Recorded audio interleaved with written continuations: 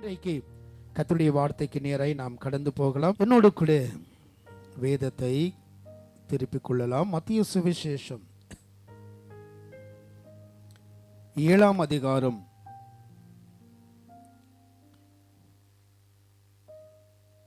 மத்திய சுவிசேஷம் 7ஆம் அதிகாரம் 8 முதல் 11 வரைக்கும் நானே உங்களுக்கு வாசிக்கிறேன்.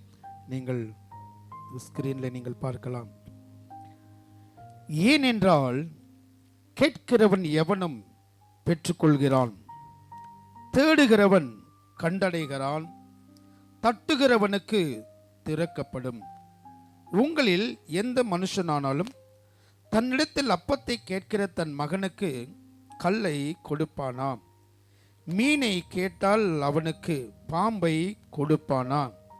ஆகையால் பொல்லாதவர்களாகிய நீங்கள் உங்கள் பிள்ளைகளுக்கு நல்ல ஈவுகளை கொடுக்க அறிந்திருக்கும் போது பரலோகத்தில் இருக்கிற உங்கள் பிதா தம்மிடத்தில் வேண்டிக் கொள்கிறவர்களுக்கு நன்மையானவைகளை கொடுப்பது அதிக நிச்சயம் அல்லவோ?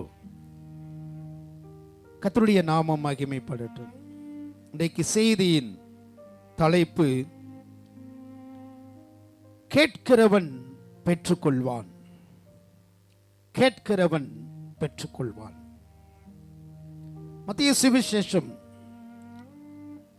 5, 6, 7 இந்த 3 அதிகாரங்களிலே இயேசுவின் மலை பிரசங்கத்தை நாம் பார்க்கிறோம். இயேசு கிறிஸ்து பேசின வார்த்தைகள், இன்றைக்கு நான் படித்த அத்தனை வார்த்தைகள் இயேசு பேசின வார்த்தைகள். அவர் பேசுகிற வார்த்தையிலே ஒரு காரணம் இருக்கும். அவரை நம்மை போல ஏதோ ஒரு வீண் வார்த்தைகள் எல்லாம் பேச மாட்டார். சமயத்துக்கேற்ற வார்த்தைகளை பேசி மறந்து போக மாட்டார். அவர் பேசுவார் என்றால் ஏதோ ஒன்றை அவர் செய்ய விரும்புவார். அவர் இருதயத்திலிருந்து சில வார்த்தைகள் வரும் பொழுது அதை மறுபடியும் நான் சொன்னால் அதை செய்து முடிக்க வேண்டும் என்கிற அந்த எண்ணத்தோடு தான் அவர் பேசுவார். இங்கே அவர் பேசுகிறார், கேட்கிறவன் எவனும் பெற்றுக்கொள்வான். எவனும் என்ற வார்த்தை என்னை கவர்ந்தது. எவனும். ஆனால் அங்கே இருந்தவர்கள் சீஷர்கள் கூட்டமும் அங்கே இருந்துச்சு. திரளான ஜனங்கள் அங்கே இருந்தார்கள். ஒருவேளை இயேசு கிறிஸ்து இப்படி எழுதியிருக்கலாம், கேட்கிற இஸ்ரவேலர்கள் பெற்றுக்கொள்ளலாம் என்று எழுதியிருக்கலாம், கேட்கிற சீஷர்கள் பெற்றுக்கொள்ளலாம் என்று சொல்லியிருக்கலாம், அல்லது இதை கேட்கிற ஒவ்வொருவரும் பெற்றுக்கொள்ளலாம் என்று சொல்லலாம். இயேசு அன்றைக்கோடு கூட அவர் முடிக்க விரும்பல. அன்றைக்கு பண்ண பிரசங்கம் இன்றைக்கு உட்கார்ந்திருக்கிற நமக்கும் எவனும் என்ற வார்த்தை என்னையும் அடங்கியிருக்கிறது. எவன் என்ற வார்த்தை இங்கே உட்கார்ந்திருக்கிற அனைவருக்கும் அது பொருந்தும். ஆகையால் இன்றைக்கு நான் விசுவாசிக்கிறேன், அன்றைக்கு அவர் சொன்ன நோக்கம் இன்றைக்கு நிறைவேறும். கேட்கிற எவனும் பெற்றுக்கொள்வான். அப்படி சொல்லி அவர் ஒரு காரியத்தை புரியும்படி சொல்லுவார். இயேசு எப்பொழுதுமே புரிகிற மாதிரி தான் பேசுவார். பக்கத்தில் பார்த்து சொல்லுங்க, இயேசு எப்பவுமே புரிகிற மாதிரி தான் பேசுவார். ஆனால் இயேசு கிறிஸ்து பேசும் பொழுது நமக்கு புரிகிற வைக்கிற மாதிரி பேசுவார். அவர் ஏதோ ஒரு காரியத்தை சொன்னாலும் நல்ல அழகா புரியும். அப்படி சொல்லி அவர் சொல்லுகிறாரு, தகப்பன் மகனுக்குள்ள உறவை குறித்து பேசுகிறார். ஜெபத்திலே பாஸ்டர்மா நடத்தினது போல மகன் மகள் என்கிற உறவு, இன்றைக்கு நான் அதை தான் எழுதி வைத்து வந்திருக்கிறேன். தகப்பனுக்கும் மகனுக்கும் உள்ள உறவு, தகப்பனுக்கும் மகளுக்கு உள்ள உறவை குறித்து இங்கே அவர் எழுதுகிறார். கேட்கிறவன் என்று இருக்கிறது. அவர் சொல்றார், நீ கேட்கணும்னா என்னிடத்தில் கேள், யாரிடத்துல போய் கேட்காத. உனக்கு ஞாபகம் வரவங்களுக்கிட்டலாம் போன் பண்ணி கேட்காத. இவங்க எனக்கு செய்வாங்க என்று மனதில் வைத்துக் கொள்ளாதே. இன்றைக்கு ஒரு சத்தியத்தை சொல்ல விரும்புகிறேன். கேட்கணும் என்று ஒரு எண்ணம் வந்துச்சுன்னா, தேவை ஒரு காரியம் வந்துச்சுன்னா உடனடியாக உன் மூளை சொல்லணும், கர்த்தரை கேட்க வேண்டும். அதுக்கப்புறம் தான் போன் எடுக்கணும். அதுக்கப்புறம் தான் இன்னொருத்தர் மூளையில நினைக்கணும். ஏன் நம்முடைய காரியங்கள் இன்னைக்கு தடைபடுகிறது? ஏன் நம்முடைய காரியங்கள் கேட்டு நாம் பெற்றுக்கொள்ளாமல் இருக்கிறோம் என்றால், நம்முடைய சிந்தையிலே, நம்முடைய இருதயத்திலே நாம் இயேசுவை தவிர வேறு யாரோ ஒருவரை அங்கே வைக்கிறோம். அதை தான் கர்த்தர் இன்னைக்கு பார்க்கிறாரு. அந்த இடத்துல என்னை வை. தகப்பனிடத்தில் பிள்ளை கேட்டால் எதிர்மறையை தரமாட்டார். நாம் கேட்டதை விட சிறந்ததை கொடுக்கிறவர் அவர். அவருக்கு அதுக்கப்புறம் அவர் நிறைய காரியத்தை சொல்றாரு. அவரு அழகா அந்த காரியங்கள் எல்லாம் அடக்கி அவர் சொல்லுகிறாரு. அவர் சொல்லுகிறாரு, நீங்க மீனை கேட்டால் பாம்பை கொடுப்பேன். ஒருவேளை யோசிக்கிறேன், மீனை கேட்ட பாம்பு கொடுக்கிறான்னு என்ன அர்த்தம்னா, அவருக்கு காது கேட்காதுன்னு அர்த்தம். அவருக்கு காது கேட்கல. நம்ம ஒன்று கேட்டு ஒருத்தர் இன்னொரு கொடுத்தா எப்படி இருக்கும் நமக்கு? இனிமேல் இவர்கிட்ட நம்ம என்ன பண்ண முடியாது, கேட்கவே கூடாதுன்னு. ஆகையால் தான் கர்த்தர் சொல்லுகிறாரு, காது உள்ளவன் கேட்க கடவான். நீ கேட்கிறதை அவர் கேட்பார். நீ கேட்கிறது அவர் கேட்பார், கேட்டதை கொடுப்பார். அதுதான் தகப்பன். ஒருவேளை நீ நினைக்கலாம், எனக்கு அப்பா இல்லை, எனக்கு அம்மா இல்லை, எனக்கு உரிமையாய் போய் கேட்க எனக்கு யாரும் இல்லை அப்படின்னு நீங்க நினைப்பீங்கன்னா, உங்களுக்கு தகப்பன் ஆகிய தேவன் பரமபிதா இருக்கிறார். அவர் இருக்கிறார். அவர்கிட்ட கேட்கலாம். ஏனென்று அவரே சொல்லிக்க, கேட்கிற எவனும் பெற்றுக்கொள்வான். இன்னைக்கு பெற்றுக்கொள்கிற நாள். எதையோ நீ கேட்டு வந்திருக்கிறாய். இன்றைக்கு இந்த ஆராதனையிலே கர்த்தர் சொல்லுகிறார், நீ கேட்டதை பெற்றுக்கொள்கிற நாள் இன்றைக்கு. உன்னை ஆண்டவர் வெறுமையாய் இன்றைக்கு அனுப்ப மாட்டார். அது கொடுக்கிறது எப்படி இருப்ப, நன்மையாக தான் இருக்கும். நீ கேட்டது தீமை வராது. நீ நான் கேட்குற ஒன்று பாஸ்டர், நடக்குது ஒன்று இனிமேல் நடக்கக்கூடாது. கேட்கிறதை மாத்திரம் தான் பெற்றுக்கொள்ளணும். நீ மீனை கேட்டால் மீனை தான் நீ பெற்றுக்கொள்ள வேண்டும். நீ அப்பத்தை கேட்டால் அப்பத்தை தான் நீ பெற்றுக்கொள்ள வேண்டும். அற்புதத்தை கேட்டால் அற்புதத்தை தான் பெற்றுக்கொள்ள வேண்டும். அதற்கு எதிர்மறையாக வேறு எதையும் உன் கைக்கு வரக்கூடாது. இன்றைக்கு வேறு எதையும் நீ எதிர்பார்த்து வேறு ஒன்று நடக்குது பாஸ்டர் என்று அந்த எண்ணம் இன்றைக்கு மாற்றப்பட வேண்டும். நான் கேட்கிறதை எனக்கு தரக்கூடிய ஒரு தெய்வம் எனக்கு உண்டு. அதுதான் அவர் சொன்ன தகப்பன் மகன் என்கிற உறவு, அப்பா மகள் என்கிற உறவு. அந்த உறவு ரொம்ப நல்லதுங்க. உலகத்தில் நான் எப்பவுமே சொல்லுவேன், குடும்பத்தை அதிகமாய் நான் நேசிக்கக்கூடியவன். என் குடும்பத்தை விட சபையை அதிகமாய் நேசிக்கக்கூடியவன். ஸோ அந்த உறவு எப்பொழுதுமே நமக்கு இருக்கணும். ரிலேஷன்ஷிப் இருக்கணும். சில உறவுகள் முறிந்து போகும் சில நாட்களிலே. ஆனால் கர்த்தரோடு இருக்கிற உறவு ஒருபோதும் முறிந்து போவதே இல்லை. அதேதான் யோசுவா 15ஆம் அதிகாரம் 16 19 வரைக்கும் காலேப் என்கிற ஒரு அருமையான தேவ மனிதன் இருந்தார்.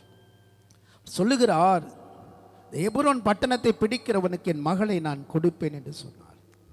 அப்படியே அக்சாலை ஆயத்தப்படுத்தினால் ஒத்தினியில் போய் அதை பிடித்து ஜெயம் பெற்றான். அப்பா அக்சாலுக்கு சில காரியத்தை கொடுத்தார். அவள் ஒட்டகத்தில் ஏறி பிரயாணமாய் போய் போது அவள் இறங்கி வந்து மறுபடியும் தன் தகப்பன் இடத்திற்கு போகிறார். அவள் சொல்லுகிறார், கழுதியின் மேல் ஏறி மறுபடியும் இறங்கி சொல்லுகிறாள். 19வது வசனம், அவள் எனக்கு ஒரு ஆசீர்வாதம் தர வேண்டும்.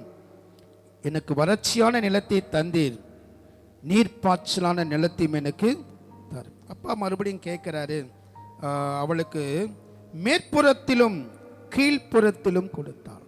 கேட்டது ஒன்றுதான், அப்பா 2 கொடுக்கிறார். அப்பாவே 2 கொடுப்பாருன்னா நம்ம கர்த்தர் எவ்வளவு கொடுப்பார் பாருங்க. அல்லேலூயா. கேட்கிறதை பெற்றுக்கொள்வாய். அக்சாலுக்கு தெரியும், என் தகப்பனுக்கிட்ட ஆசீர்வாதம் இருக்கு, என் தகப்பனிடத்தில் நிலங்கள் இருக்கு, என் தகப்பனிடத்தில் நல்ல வயல்வெளிகள் இருக்கு, அவரிடத்தில் நான் போய் கேட்டால் நிச்சயம் தருவார். அந்த உறவுதான். உன் ஜெபம் ஆண்டவர் கேட்டு உனக்கு பதில் தருவார் என்கிற விசுவாசத்தோடு ஜெபிக்க வேண்டும். அவர் எல்லாம் வல்லமை உள்ளவர், சகலமும் அவர்கிட்ட இருக்கு. அவர்கிட்ட இல்லாதது ஒன்றுமே இல்லை, அவரால் செய்ய முடியாதது ஒன்றுமே இல்லை. நீ கேட்கும் பொழுது எப்படி கேட்க வேண்டும் என்றால், என் தகப்பன் எனக்கு யாவையும் செய்து முடிப்பார், என்ன வேணாலும் எங்கள் அப்பனுக்கு தருவார். அல்லேலூயா, அல்லேலூயா. அந்த விசுவாசம் அக்சாலுக்கு இருந்தது போல இன்னைக்கு நமக்கு இருக்கணும். நம்முடைய தகப்பனிடத்தில் நான் கேட்டால் நிச்சயம் நமக்கு தருவார். ஒரு 5 காரியங்களை வேகமாய் நான் முடிக்க விரும்புகிறேன்.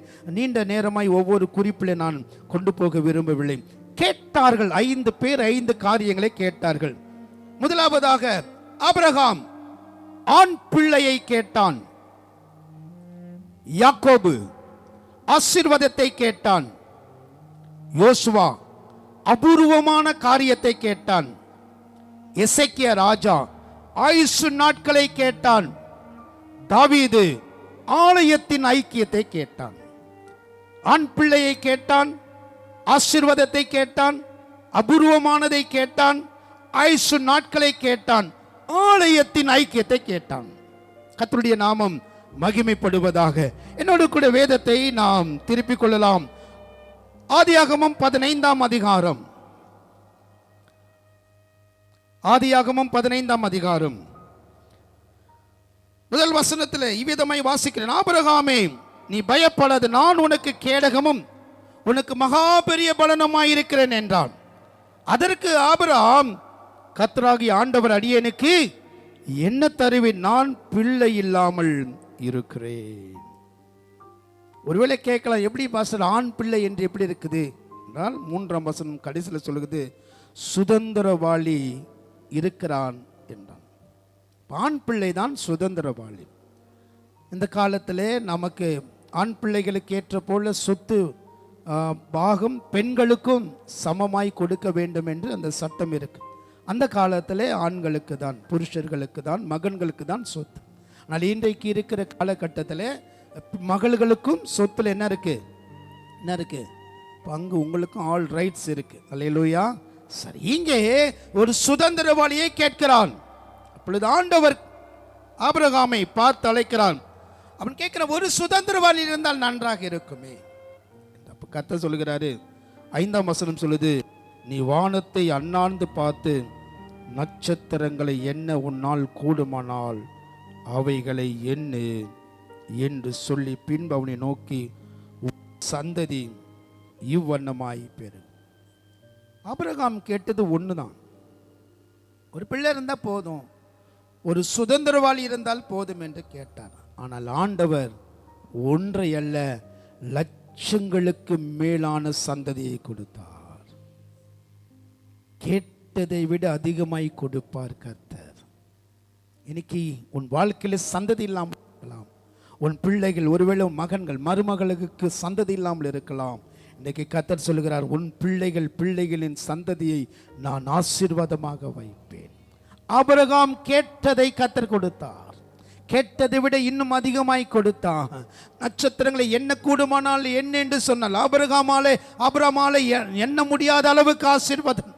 நினைக்கிற இன்றைக்கு இருக்கிற சூழ்நிலையில ஒரு காரியத்தை நீ கேட்கலாம். ஆண்டவர் சொல்லுகிறார், உனக்கு நான் உனக்கு ஒன்று கொடுத்தால் போதாது, நீ கேளாததையும் நான் உனக்கு தருவேன். பாருங்க, நமக்கு இந்த மே மாதம் வந்துச்சுன்னா மாம்பழம் சாப்பிடணும் ரொம்ப ஆசை. எத்தனை பேருக்கெல்லாம் மாம்பழம் சாப்பிடணும்னு ஆசை? ஓகே, எல்லாருக்கும் சாப்பிடணும்னு ஆசை, எனக்கும் ஆசை தான் இருக்குது. சரிங்களா, நம்ம போய் யார்கிட்ட அது போய் கடையில் போய் ஒரு மாம்பழம் ஒன்று வாங்கணும்னு ஆசை. ஆனால் நம்மளால் போக முடியாது. யார்கிட்டையாவது கேட்போம், இல்லை அப்பா கிட்ட கேட்போம், அம்மா கிட்ட கேட்போம், மாங்காய் சாப்பிடணும் போல் இருக்குதுன்னாக்கா அவங்க என்ன பண்ணாங்க, கடைக்கு போய் 1 or 2 கொண்டு வந்து கொடுப்பார், அவ்வளோதான். ஆனால் கர்த்தர் என்ன செய்வாருன்னா, உனக்கு 1 2 கொடுக்க மாட்டோம், மரத்தையே கொண்டு வந்து வச்சிடுவார். எனக்கு அல்லேலூயா, மரத்தையே கொண்டு வந்து வச்சிடுவார். அப்போ எத்தனை மாம்பழம் வரும் பாருங்க, எவ்வளோ என்ன முடியுமா நம்மளால். அதே போல தான், நீ கேட்டது ஒன்றாய் இருந்தாலும் என் கர்த்தர் உனக்கு அபரிவிதமான ஆசீர்வாதத்தை கொடுப்பார். விசுவாசிக்கிறவங்க கைகளை தடி கர்த்தரை மகிமைப்படுத்து. 1 ஆண் பிள்ளை கேட்டான். கர்த்தர் பார்த்தாரு, சந்ததியே நான் நிரப்புவேன். இன்னைக்கு எதை கேட்டாயோ அதை நிச்சயமாய் பெற்றுக்கொள்வாய். சுதந்திர வழி இல்லாமல் போவதே இல்லை, சந்ததி இல்லாமல் போவதே இல்லை. நம்முடைய சபைக்கு ஆண்டவர் கொடுத்த பெரிய கிருபை என்ன தெரியுமா? மலட்டு தன்மை இல்லாத அளவுக்கு ஆண்டவர் ஆசீர்வதிக்கிறார். கர்த்தர் அந்த சாபத்தை கர்த்தர் உடைக்கிறார். இன்றைக்கு கர்த்தர் உன் வாழ்க்கையிலும் என்னுடைய வாழ்க்கையிலும் சபை வாழ்க்கையிலும் என் ஆண்டவர் ஏதோ ஒரு பெருக்கத்தை கர்த்தர் கொடுக்கிற தேவன். உன்னை ஆசீர்வதிக்கவே, ஆசீர்வதித்து உன்னை பெருகவே பெருக பண்ணுவார். நீ கேட்டது ஒன்றுதான், ஆண்டவர் உனக்கு ஒன்றை அல்ல திரளானதை தருவார். கைகளை தட்டி கர்த்தரை மகிமைப்படுத்து. நீ திரளான ஆசீர்வாதத்துக்குரியவள், நீ திரளான ஆசீர்வாதத்துக்குரியவன். ஒன்றை அல்ல ஆயிரங்களை கர்த்தர் கொடுக்க முடியும். இரண்டாவதாக யாக்கோபை குறித்து நாம் வாசிக்கிறோம். அதே ஆதியாகமம் 32 அதிகாரம், ஆதியாகமம் 32 அதிகாரம் 26வது வசனத்திலிருந்து நாம் தொடர்ந்து வாசிக்கும் பொழுது, அவர் நான் போகட்டும் பொழுது விடுகிறது என்றால் அதற்கு அவன், நீர் என்னை ஆசீர்வதித்தால் ஒளியே உம்மை போக விடேன். 29 வாசிக்கிறேன். அப்பொழுது யாக்கோபு உம்முடைய நாமத்தை எனக்கு அறிவிக்க வேண்டும் என்று கேட்டான்.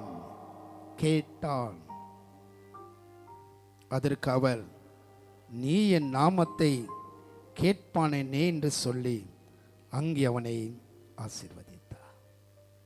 ஆசீர்வாதத்தை கேட்டான். ஆசீர்வாதம் இல்லாமல் இருந்தானா யாக்கோபு?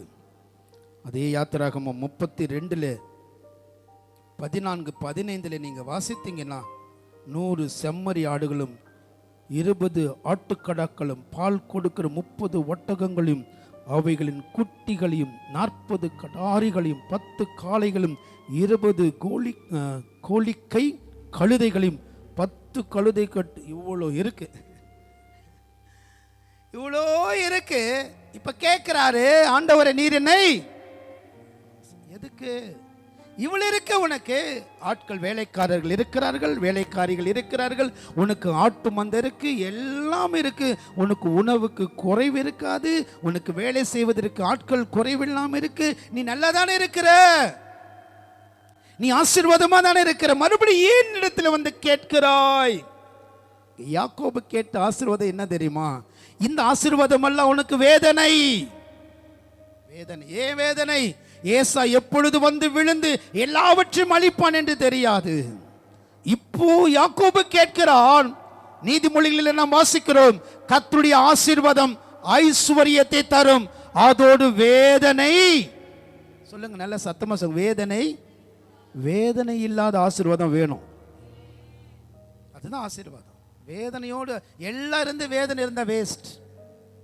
எல்லாமே இருக்கான வேதனை வேஸ்ட்.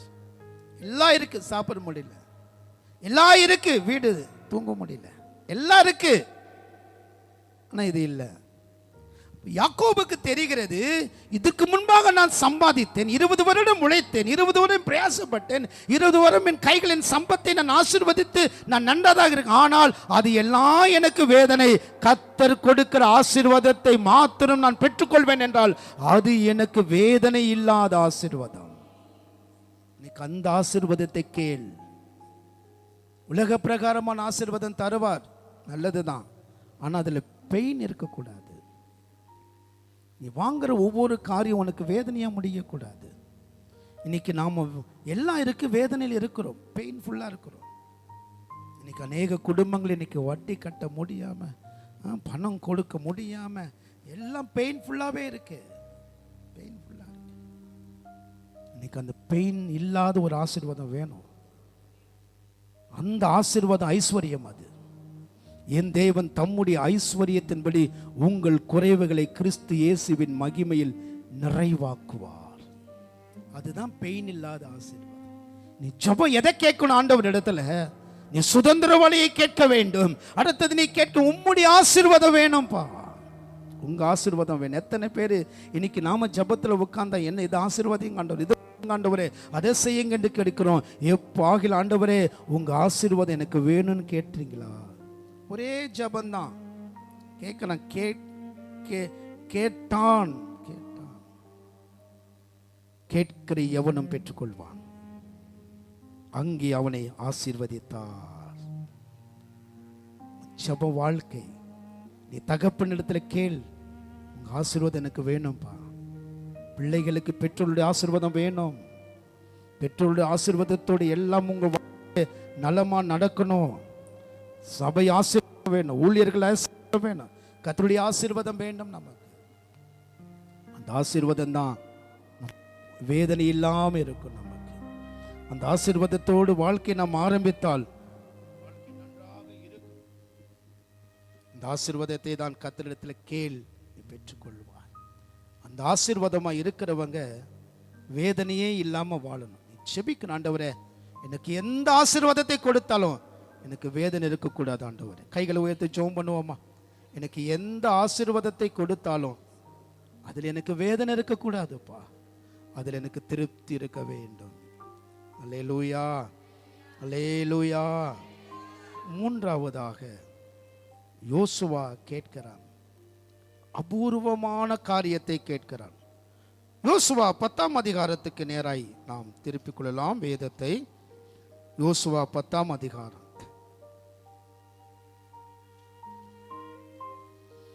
யோசுவா 10ஆம் அதிகாரம் 12வது வசனத்திலிருந்து 14 வரைக்கும் நாம் வாசிக்கும் பொழுது 14வது வசனத்தை வாசிக்கிறேன்.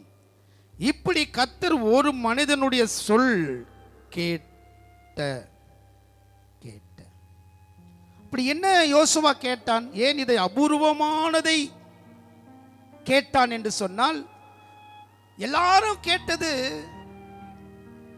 உலகத்தில் நடக்கக்கூடியவைகளை கேட்டான், சாத்தியமானவைகளை கேட்பது உண்டு. ஆனால் யோசுவா மாத்திரம் கேட்டது இயற்கைக்கு மேற்பட்ட ஒரு காரியத்தை கேட்டான். இயற்கைக்கு அப்பாற்பட்ட காரியத்தை கேட்டான். சாத்தியமற்றது, அதெல்லாம் நடக்கவே நடக்காது என்று தெரியும். நீங்க இன்னைக்கு ஒருவேளை நான் ஜெபம் பண்ணா சூரியன் அப்படியே நிற்கும் அப்படின்னு யாராவது நீங்க நம்புவீங்களா? நம்புவோமா? ஃபர்ஸ்ட் சந்திரன் அப்படியே நிற்கும் நான் சொன்னா ஜெபம் பண்ணா கத்த நிற்க வைப்பாருன்னு சொல்லி நாம சொல்ல முடியுமா? சொல்லுங்களேன். அது நின்றுச்சுன்னா என்ன ஆகும்? ரொம்ப வண்டி ஃபாஸ்ட்டாக போயிட்டே இருக்கு, ஒரு வண்டி சடன் பிரேக்காக நின்றுச்சுன்னா என்ன ஆகும்? வர எல்லா வண்டியும் இடிக்கும். அதே போல தான் இந்த சூரியன் சந்திரனை சுற்றி நிறைய கோள்கள் என்ன பண்ணுது? அது சுத்திட்டு வந்துட்டே இருக்குது. ஏதாவது ஒன்று ஸ்டாப் ஆச்சுன்னா ஆபத்து. ஆனா யோசுவா கேட்கிறான், தெய்வமே எனக்கு விரோதமாய் எழும்பி வருகிற ஏமோரியர்களை முறியடிக்க கர்த்தர். 12ஆம் வசனம். யோசுவா கர்த்தரை நோக்கி பேசி. ஜெபம் என்றாலே அநேகருக்கு பயம். ஜெபம் என்ற வார்த்தை சொன்னாலே சிலருக்கு நடுக்கம் வரும். ஜெபமானுக்கு தெரியாது. ஆனா இயேசு கிறிஸ்து தேவனாகிய கர்த்தர் நமக்கு கற்றுக் கொடுக்கிறார். ஜெபம் என்பதை கர்த்தரோடு கூட பேசுகிறது ஒன்று. Speak to God. தேவனோடு பேசணும். ஜெபம் என்ற வார்த்தை நிறைய இடத்துல இருக்கு. நான் ஜெபம் பண்ண தானே, நான் ஜெபிக்கிறேன், நான் ஜெபிக்கிறேன், நிறைய இடத்துல ஜெபம் இருக்கு. யோசுவா மாத்திரம் சற்று வித்தியாசம். கர்த்தரோடு பேசி. என்ன விஷயம் பாஸ்டர்? ஜெபத்துக்கும் பேசுறதுக்கு என்ன வித்தியாசம்னா, ரெண்டு வித்தியாசம் இருக்கு. ஜெபம் என்றால் செய்து முடித்து ஆமேன் போட்டோன்னு போயிடுவோம். ஜெபம் என்றால் ஆமேன் போட்டோன்னு என்ன பண்ணி இடத்தை விட்டு போயிடுவோம். பேசுறதுன்னா போக மாட்டோம்.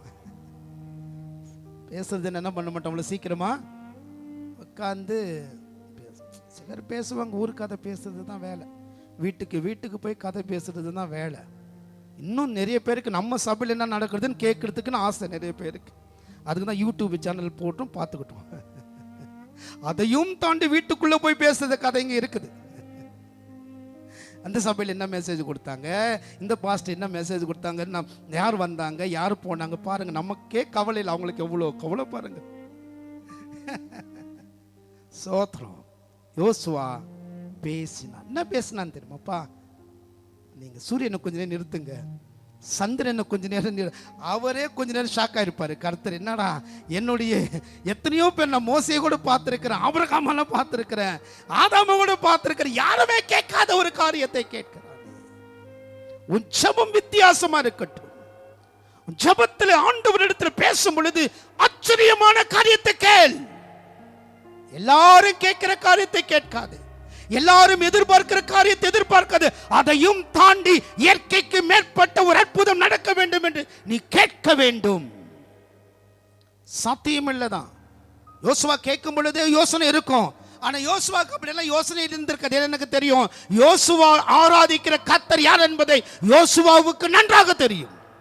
ஏனென்றால் அந்த சூரியனும் அவர்தான் படைத்தார், சந்திரனும் அவர்தான் படைத்தார். அவன் நினைத்தால் நிற்க வைப்பார். இன்னைக்கு உன் கர்த்தர் யார்? நீ ஆராதிக்கிற இயேசு எப்படிப்பட்டவர்? இதுதான் செய்வார் பாஸ்டர், இதெல்லாம் செய்ய மாட்டேன்னு நினைக்கிறாயோ? அவரால் இவ்வளவுதான் அடைக்க முடியும், இதுக்கு மேல அடைக்க முடியாது என்று நினைக்கிறாயோ? ஏதோ ஒரு குறிப்பிட்ட அளவுக்கு கர்த்தரை உனக்குள்ள கட்டுப்பாட்டுக்குள்ள வைத்துக் கொள்ளாதே. கட்டுப்பாட்டுக்குள்ள இயேசுவை கட்டுப்படுத்தாதீங்க. இவ்வளவுதான் அவ்வளவுதான், இதுக்கு மேல என்ன கட்டுப்படுது? சீஷர்கள் கட்டுப்படுத்தினாங்க. அவருக்கெல்லாம் ஒன்றும் தெரியாது, காற்று கதல் பட்டெல்லாம் தெரியாதுன்னு கட்டுப்படுத்தினாங்க. ஆனால் இயேசு அதை தாண்டியும் செய்தார். வேதம் சொல்து சூரியனும் சந்திரனையும் 13ஆம் வசனம், அப்பொழுது ஜனங்கள் தங்கள் சத்துருக்களுக்கு நீதியை சரிக்கட்டும் மட்டும் சூரியன் தரித்தது, சந்திரனும் நின்றது. இது யாசேரின் புஸ்தகத்தில் எழுதியிருக்கவில்லையா? அப்படியே சூரியன் அஸ்தமிக்க தீவரிக்காமல் ஏறக்குறைய ஒரு பகல் முழுவதும் வானத்தில் உனக்காக உன் அழிக்க வர எதுவுமே உன்னை தீவிரித்து வராதபடி கர்த்தர் நிறுத்துவார். வெள்ளம் போல் சத்துரு வந்தால் ஆவியானவர் அவனுக்கு விரோதமாய் கொடியேற்றுவார். உனக்காக தீவிரித்து வருகிறதை நிற்க வைப்பார். அப்படியே நின்று இப்படி ஒரு மனிதனுடைய சொல் கேட்டு, யோசுவா ஒரு சாதாரணமானவன் தான். அவனுடைய ஆரம்பமே நமக்கு தெரியும். மோசே கீழிருந்தவன் தான். மோசேவோடு ரகசியங்களை பேசும், தேவனோடு ரகசியங்களை பேசும் பொழுது அருகில் இருந்தவன் தான். ஆனால் இப்போ யோசுவா தனியாக வந்த பிறகு நிற்கும் பொழுது அவன் கர்த்தரோடு கூட பேசுகிறான். மோசேவோடு இருந்ததை செய்ததை காட்டிலும் என்னோடு இருந்து செய்யும் காரியங்கள் பயங்கரமா இருக்கு. ஊழியத்தில் யாரையும் காப்படிக்க கூடாது. அவங்க போல மாற இவங்கள போற மாறன்னு சொல்லக்கூடாது. இன்னைக்கு கெட்டு போக காரணமே அவங்கள போல மாறணும், அவங்கள போல வாசிக்கணும், அவங்க போல ஊழியம் செய்யணும், அவங்க போலனால ஆபத்து உனக்கு. கர்த்தரை போல ஊழியம் செய்யணும். யோசுவா ஊழியம் வேற, மோசே ஊழியம் வேற. யோசுவா மோசே காப்பி அடிக்கல, ஆகையால் தான் யோசுவா ஊழியம் சக்சஸ். இன்னைக்கு நாம யாரையும் காப்பி அடிக்க வேண்டியது இல்லை, யாரையும் பார்த்து கற்றுக்கொள்ள வேண்டியவங்க இல்லை. சிலர் சொல்லுவாங்க அவங்க கிட்ட கத்துக்கலாம், இவங்க கிட்ட கத்துக்கலாம், கடைசி அது எங்கே பாவத்தில் விழுந்து செத்து போயிருக்கும். புரியுதுங்களா? நமக்கு ஒரே மாதிரி இயேசுதான் நமக்கு, வேற யாரையும் கவனிக்க கூடாது. யோசுவா மோசேக்கு மேல ஒரு படி மேல போய் நிற்க வைக்கிறான். இன்னைக்கு உன் ஜபத்தால எல்லாவற்றையும் நிற்க வைக்க முடியும். உனக்கு வருகிற ஆபத்துகள், உனக்கு வருகிற தீங்குகள், உனக்கு வருகிற நஷ்டங்கள் உன் ஜபத்தால நிற்க வைக்க முடியும். திறப்பிலே சுவரை அடைக்கத்தக்க ஒருவனை கர்த்தர் தேடி, அந்த ஒருவராய் நீ இருக்க கூடாதா?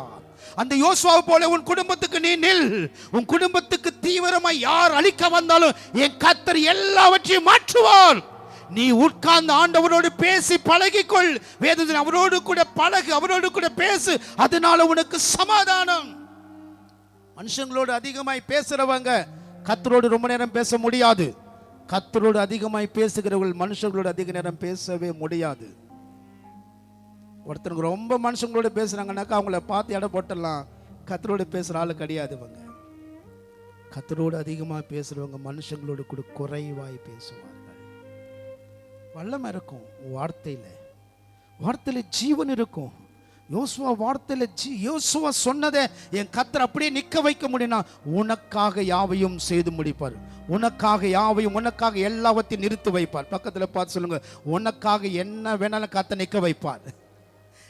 எதை வேணா நிற்க வைப்பாருங்க, எதோ வேணா நிற்க வைப்பார். எல்லாத்தையும் ஸ்டாப் உனக்காக. ஃபார் எக்ஸாம்பிள், சிஎம் வராருன்னா எல்லா டிராபிக் நிற்க வைப்பாரா? நிற்க வைக்க முடியுமா? முடியாது. எல்லாராலையும் சிஎம்ஏ வந்தால் எல்லாம் நிற்க வைப்பாருன்னா ஜெபிக்கிற உனக்காக என் கர்த்தர் எல்லாத்தையும் ஸ்தம்பிக்க செய்வார்.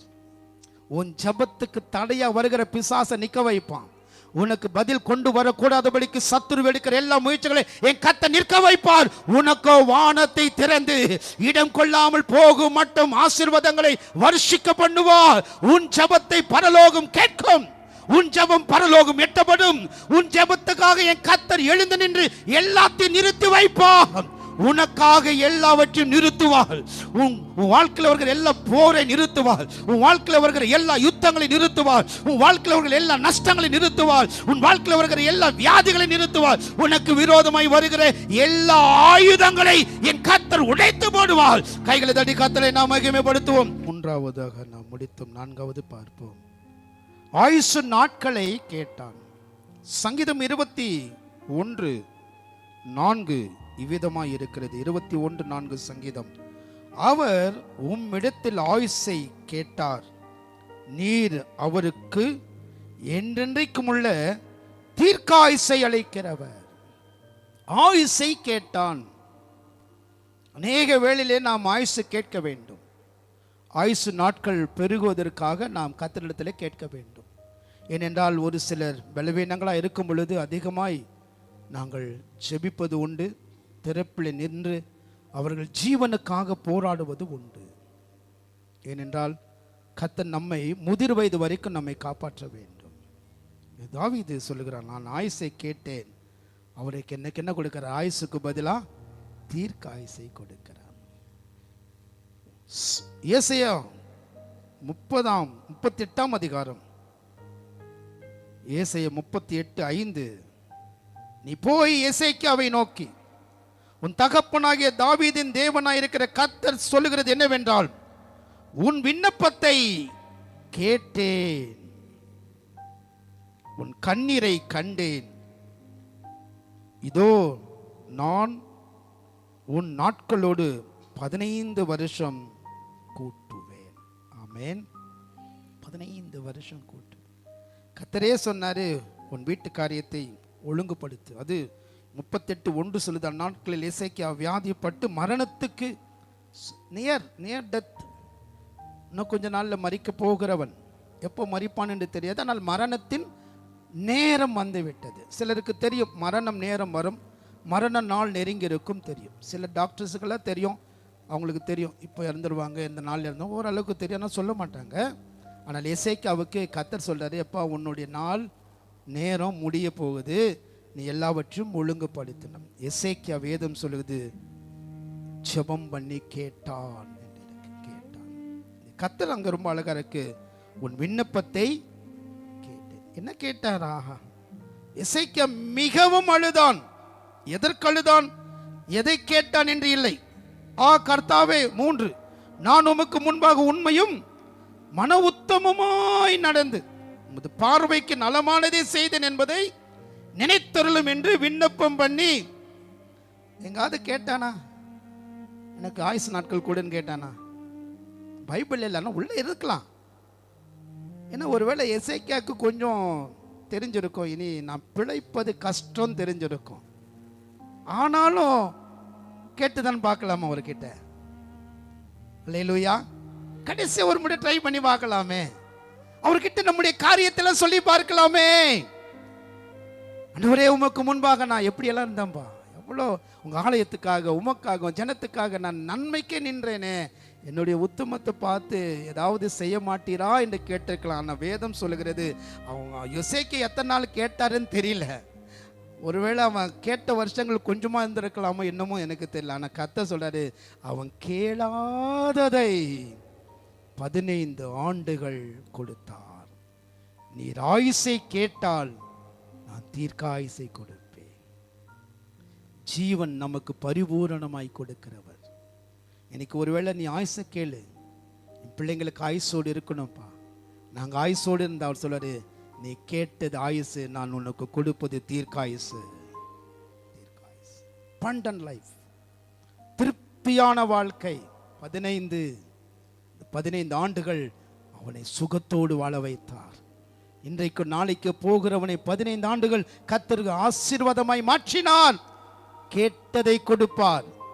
ஒருவேளை மருத்துவர்கள் சொல்லலாம், ஒருவேளை சூழ்நிலைகள் பார்த்து நாமளே யூகிக்கலாம், இனி கஷ்டம், பிழைக்க மாட்டார்கள் என்று நினைக்கலாம். ஆனால் என் கர்த்தர் நினைத்தால் செய்வதை தடைபடாது. அல்லேலூயா. பக்கத்துல பார்த்து சொல்ல, நீ ஆயுசை கேட்டால் அவர் உனக்கு தீர்க்காயுசை தருவார். உன் பிள்ளைகளுக்கும் தீர்க்காயுசை தருவார். உன் சந்ததிக்கு தீர்க்காயுசை கொடுப்பார். நமக்கு தீர்க்காயுசை கொடுக்கதான் இயேசு இந்த பூமியில மரித்தார். நமக்காக 33 ஆண்டிலே வாலிப பிரயத்தில் தன் ஜீவனை ஊற்றினார். உன்னையும் என்னையும் வாழ வைப்பார். இன்னைக்கு நாம் ஜெபித்தது போல உன் இருதயம் வாழும். உன் வாழ்க்கை இருதயம் துடிப்பு வாழ்ந்தால் எல்லாம் வாழும். இன்னைக்கு அநேகருடைய இருதய துடிப்பு இன்னைக்கு குறைந்திருக்கிறது. அநேகருடைய இருதயத்தில் சொன்னது போல ஏறக்குறைய 15 காரியங்கள் அதில் இருக்கலாம். ஆனால் இன்றைக்கு அதை எல்லாவற்றையும் சுத்தமாக்கி இருதயத்தை சுத்தப்படுத்தி இருதயத்தை வாழ வைப்பார். நீ வாழ்ந்திருப்பாய். மரண பயம் இருக்கோ, வியாதி பயம் இருக்கோ, எசேக்கியாவின் சத்தத்தை கர்த்தர் கேட்டார். இன்னைக்கு உன் சத்தத்தை கர்த்தர் கேட்கட்டும். என் சத்தத்தை கர்த்தர் கேட்கட்டும். என் சந்ததியை கர்த்தர் ஆசீர்வதிக்கட்டும். கேட்கிறவன் பெற்றுக்கொள்வான். நீ கேட்டால் நிச்சயம் பெற்றுக்கொள்வாய். நீ கேள், ஆண்டவரிடத்தில் கேள். ஆண்டவரே, எங்களுக்கு ஆயுசு நாட்களை பெருக பண்ணுங்க. ஆண்டவரே, ஆயுசு நாட்கள் கூடு இருக்கட்டும். நாங்கள் ஆயுசு நாட்களோடு வாழட்டும். இன்னைக்கு அந்த ஜெபம் நமக்கு நிச்சயம் கேட்டு பதில் செய்வார். அவ்வளவு சீக்கிரமாய் கர்த்தர் நம்ம எடுக்க மாட்டார். அப்படி எடுக்கிறதுனாக்க எப்போவோ எடுத்துடணுமே. நம்மளை எல்லாத்திலும் தப்பி தப்பி கர்த்தர் கொண்டு வராருன்னா இன்னும் நம்மை கொண்டு ஏதோ அவர் செய்ய விரும்புகிறார். கைகளை தடி கர்த்தரை நாம் மகிமைப்படுத்துவோம். அதே ஏசாயா தீர்க்கதரிசன புஸ்தகத்தில் ஒருவேளை எசேக்கியா தானே பாஸ்டர், அவருக்கு தானே அந்த அழுகை கேட்டார். என் அழுகைக்கு என்ன பதில்? ஏசாயா 30ஆம் அதிகாரம் 19வது வசனம். ஏசாயா 30:19. சீயோனை சேர்ந்த ஜனங்கள் எருசலேமில் வாசமாயிருப்பார்கள். இனி நீ அழுது கொண்டிராய். உன் கூப்பிடுதலின் சத்தத்துக்கு அவர் உருக்கமாய் இறங்கி அதை கேட்ட உடனே உனக்கு மறு உத்தரவு அருளுவார். கைகளை தட்டி கர்த்தரை மகிமைப்படுத்தும். இது எசேக்கியாவுக்கு 100% பொருந்தும். 100% எசேக்கியாவுக்கு இந்த வசனம் பொருந்தும். அந்த வசனம் நமக்கும் பொருந்தும். அல்லேலூயா. இனி நீ அழுது கொண்டிராய். பக்கத்துல பார்த்து சொல்லுங்க, 2-3 பேர். இனி நீ அழுது கொண்டிராய். நீ அழுது கொண்டிராய். சத்தத்தை கேட்டிருக்கிறார். கேட்ட உடனே மறு உத்தரவு. அப்படின்னு ரொம்ப அழகா இருக்குல்ல அது வசனம். கேட்ட உடனே. இந்த உலகத்துல யாருங்க கேட்ட உடனே நமக்கு கொடுக்கிறவங்க? கேட்டவங்க யாரு கூட இருந்தா கூட தர மாட்டாங்க. நாளைக்கு வான்னு சொல்லுவாங்க. அப்போ கூட கையில இருக்கும், அப்போ கூட தர மாட்டாங்க. நாளைக்கு வான்னுவாங்க. அதான் உலகம். ஆனால் இயேசு அதெல்லாம் அடுத்த செகண்டெல்லாம் யோசிக்கவே மாட்டார். கேட்ட உடனே கொடுப்பார். நான் நினைக்கிறேன், என்ன கேட்ட உடனே கொடுப்பாரு? உன் கண்ணீருக்கு பதில் உண்டு. கண்ணீருக்கு பதில். சுவர் பக்கமாய் திரும்பி அழுகிறாயோ, இல்லை ரோட்டில் நடந்து போகும் பொழுது அழுகிறாயா, வேலை செய்கிற இடத்துல அழுகிறாயா? உன் கண்ணங்கள் இந்த வடிக்கிற கண்ணீரை இன்றைக்கு நான் துடைப்பேன். இன்னும் நீ அழுது கொண்டிராய். கண்ணீரோடு விதைத்த ஒவ்வொரு விதைக்கு நீ கம்பீரத்தோடு பலன் அறுப்பாய். உன் கேட்டவுடன் உனக்கு பதில் கொடுக்கிறவர் அதுதான் அப்பா, ஃபாதர். தகப்பன் இருதயம் அதுதான். பிள்ளை வந்து அழுதுச்சுன்னா அப்பா உள்ளம் அம்மா உள்ளம் உடையும். ஆமென். இன்னைக்கு கர்த்தர் சொல்லுகிறார், உன் அழுகையை நான் மாற்றுவேன். உன் அழுகையின் கூக்குரல் இனி கேட்கப்படுவது இல்லை. உன் அழுகையின் சத்தத்துக்கு அவர் மனம் இறங்குவார். உன் அழுகையை கேட்டு உடனே ஒரு தகப்பன் தன் பிள்ளைக்கு இறங்குது போலவே இன்றைக்கு உனக்கும் எனக்கும் இறங்குகிற ஒரு தெய்வம் உண்டு. கைகளை தட்டி கர்த்தரை மகிமைப்படுத்துவோம். நல்ல தேவ பிரசன்னத்தினால் உணர முடியுது. தகப்பன் தன் பிள்ளைக்கு இறங்குறது போலவே இன்னைக்கு ஆவியான சபைக்கு சொல்கிறார், உன் தகப்பன் உன் தாய் உனக்கு இறங்குகிறார்கள் இல்லையோ, நான் உனக்கு இறங்குவேன். நான் உனக்கு இறங்கி உன் கண்ணீரை துடைத்து உன்னை மீண்டும் எடுப்பிப்பேன். ஒன்றை குறித்து நீ சொந்து போகாதே. உன் கண்ணீர், பிள்ளைகளை குறித்து கண்ணீர், குடும்பத்தை குறித்து கண்ணீர், எந்த கண்ணீரானாலும் உன் கண்ணீரை கேட்கிறவர் ஒருவர் இருக்கிறார். ரொம்ப அழகாய் இயேசு உயிர்த்தெழுந்து ஏன் அழுகிறாய்? இன்னைக்கு மாலையில, இன்னைக்கு காலையில ஆவியான சொல்ல, நீ ஏன் அழுகிறாய்? அழுகையோடு ஆராதிக்கிறாயா? அழுகையோடு வருகிறாயா? இன்னைக்கு உன் கண்ணீர் இந்த ஆலயத்தில் துடைப்பார். அன்னைக்கு ஏசாயா சொன்னது போலவே எசேக்கியா பார்த்து, இனி உனக்கு ஆயுசு நாட்கள் பெருகும். இனி உன் கண்ணீர் துடைப்பும். அன்றைக்கு ஏசாயா வார்த்தையை எசேக்கியா 100% நம்பினது போலவே இன்றைக்கு ஊழியக்காரர் நாங்கள் உங்களுக்கு சொல்கிறோம், இனி நீ அழுது கொண்டிராய். உன்னை யார் அள வைத்தார்களோ அவர்களுக்கு முன்பாக உன்னை நான் மகிழ்ச்சினாலே இடை கட்டுவேன். கைகளை தட்டி கர்த்தரை நாம் மகிமைப்படுத்த நல்ல கைகளை தட்டி. ஐந்தாவதாக சங்கீதம் 27:4. சங்கீதம் 27ஆம் அதிகாரம் 4ஆம் வசனம். தாவீது இங்கே ஒரு ஜெபத்தை ஏறெடுக்கிறான். கர்த்தரிடத்தில் ஒன்றை நான் கேட்டேன். கேட்டேன் என்ன கேட்டாரா? ஆலயத்திலேயே தங்கி இருக்கணும்பா. ஆலயத்தின் ஐக்கியத்தை கேட்டான். ஒரு காலத்தில் தாவீது வீட்டுக்குள்ளேயே சேர்க்கப்படாதவன், ஒரு காலத்தில் தாவீது வீட்டிலேயே தூங்காதவன். ஆடுகளை மேய்த்து கொண்டு வருவான், அங்கு எல்லா ஆடுகளையும் சேர்த்து அங்கேயே படுத்துக் கொள்கிறவன் அவன். வீட்டுக்கு ரொம்ப ரேர் வருது. கெஸ்ட் வந்தாலும் தாவீது இருக்க மாட்டாரு, ஊழியக்காரர் வந்தாலும் தாவீது இருக்க மாட்டாரு. அவ்வளவு பெரிய சாமுவேல் தீர்க்கதரிசி வீட்டுக்கு வராரு, தாவீதை ஏற்றுக்கொள்ளவில்லை. தாவீதை ஏற்றுக்கொள்ளவில்லை, தாவீதை அங்கீகரிக்கவில்லை. அவனுக்குன்னு ஒரு இடத்தை பெற்றோர்கள் குறித்தார்கள். நீ இங்கேதான், நீ ஆடுமே காட், நீ உன்னுடைய இடமே பாலைவனம் தான், வனாந்தரம் தான். ஆனால் வேதம் சொல்லுகிறது, ஆடுகளுக்கு பின் அலைந்த தாவீதை தேவன் கண்டுபிடித்தார். கேட்கிறா, என் வீட்டில் இருக்கிறத விட, நான் ராஜ அரண்மனையில் இருக்கிறத விட நான் தேவாலயத்தில் இருக்க விரும்புகிறேன் ஆண்டவரே. சபையே, நாமல் அந்த ஸ்டேட்மெண்ட் கண்டிப்பா வராது. ஏன்னா வீடு இல்லாதவனுக்கு ராஜ அரண்மனையில் உட்கார்ந்து எப்படி இருக்கும்? அவனுக்கு சொகுசு வாழ்க்கையில் இருக்கிற அவன் வாழ்க்கையில அதை விட மேன்மையானது இல்லையே. ஆனால் தாவீது சொல்கிறான், வாசற்படியிலே நான் காத்திருக்க விரும்புகிறேன் ஆண்டவரே. அதனாலங்க தாவீதின் குமாரன். யார் குமாரன்? இயேசு. யார் குமாரன்? ஆபிரகாம் குமாரனா? சூரியனை சந்திரனை நிக்க வைத்த யோசுவாவின் குமாரனா? இல்ல. எவன் ஒருவன் தன்னை தாழ்த்துவானோ, எவன் ஒருவருக்கு ஆலயத்தின் மேல் அன்பு இருக்கோ, ஆலயத்தின் மேல் ஐக்கியம் இருக்கோ, ஆலயத்தை யார் நேசிப்பார்களோ அவர்களை பரலோகம் அங்கீகரிக்கும், அவர்களை முடிசூட்டி மகிழ பண்ணுவார். ஆகையால் இந்த தாவீதை தான் கர்த்தர் சொல்கிறார், அவன் என் இருதயத்துக்கு ஏற்றவன். சபையே, இன்றைக்கு மற்றவருடைய இருதயத்துக்கு ஏற்றவர்களாய் நாம் வாழ்வதை விட இயேசுவின் இருதயத்துக்கு ஏற்றவர்களாய் வாழ கற்றுக்கொள். இயேசுவின் இருதயத்தோடு இணைந்து செயல்படுவோம். ஆரம்பம் இருதயம் தான், முடிக்கும் பொழுது இருதயத்தோடு நான் முடிக்க விரும்புகிறேன். அவர் இருதயத்துக்கு ஏற்ற ஒரு வாழ்க்கை நாம் வாழ்ந்தால் நிச்சயமாய் இம்மையிலே நம்மை போல பாக்கியம் உள்ளவர்கள் இந்த உலகத்தில் யாரும் இல்லை. யாரும் இல்லை. தகப்பன் தன் பிள்ளைக்கு இறங்குறது போல ஒன்றை நான் கேட்டேன். ஒண்ணுதான்ப்பா, எனக்கு ஒன்னே ஒண்ணு, நான் சாகிற வரைக்கும் நான் ஆலயத்தில் இருக்கணும்பா.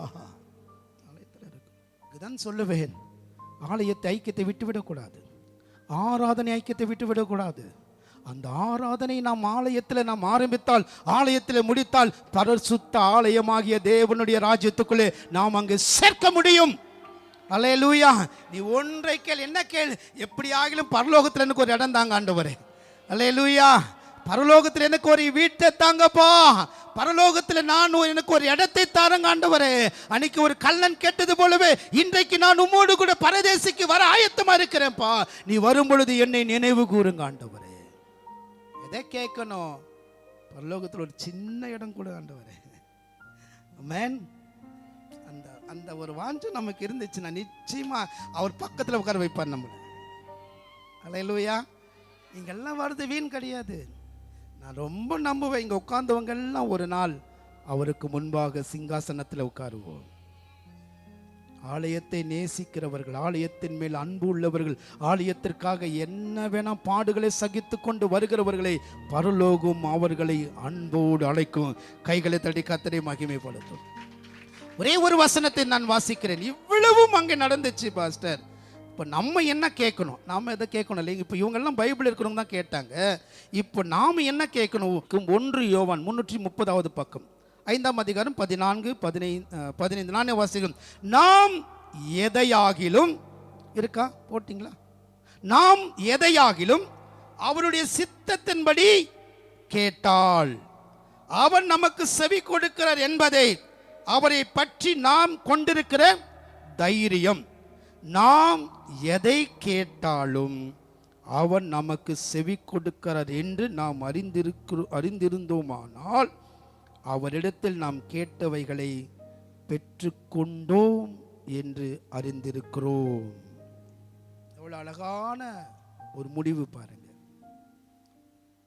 இன்னைக்கு இவ்வளவு மாத்திரமல்ல, உங்களுக்காக நீங்கள் எதை கேட்டீங்க கொண்டோம். என்ன கொண்டோம்? கேட்டதை பெற்றுக்கொண்டோம். கைகளை உயர்த்தி சொல்லலாமா? கேட்டதை பெற்றுக்கொண்டோம் என்று அறிந்திருக்கிறோம். உன் விசுவாசத்தின்படி உனக்காக கடவுள். இது 5 இல்லாமல் ஒருவேளை நீங்கள் என்ன கேட்டாலும் அது உங்களுக்கு தருவார். நீங்கள் என்னெல்லாம் வீட்டிலேருந்து ஜெபம் பண்ணும் கேட்டீங்க வந்திருக்கிறீங்களோ, இங்கே ஆலயத்தில் கத்த சிலர் உன் விண்ணப்பத்தை கேட்ட, உன் கண்ணீரை கண்டு நீ கேட்டதை நான் உனக்கு தருவேன். அவர் அப்பங்கன்னா அப்பந்தான் கொடுப்பார், மீன்னா மீன் தான் கொடுப்பார், மாற்றியெல்லாம் தரமாட்டார். உன் ஜபத்துக்கு மாற்றி பதில் வராது, ஆனால் இன்னொன்று அதை விட அதிகமாகவே வரும். வேண்டிக் கொள்வதற்கும் நினைப்பதற்கும் அது. எல்லா கண்களையும் மூடி சோம் பண்ணிடுவோமா?